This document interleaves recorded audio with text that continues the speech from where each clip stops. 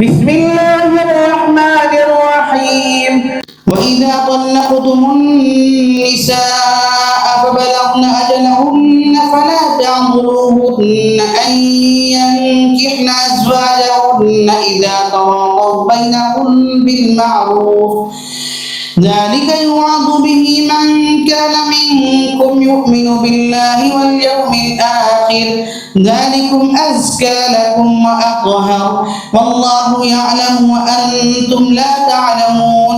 والوالدات يرضعن أولادهن حولين كاملين لمن أراد أن يتم الرضاعة، وعلى المولود له رزقهن وكسوتهن بالمعروف، لا تكلف نفس إلا وسعها، لا تضار والدة بولدها ولا مولود له بولده، وعلى الوارث مثل ذلك، فإن أرادا فصالا عن تراض منهما وتشاور فلا جناح عليهما.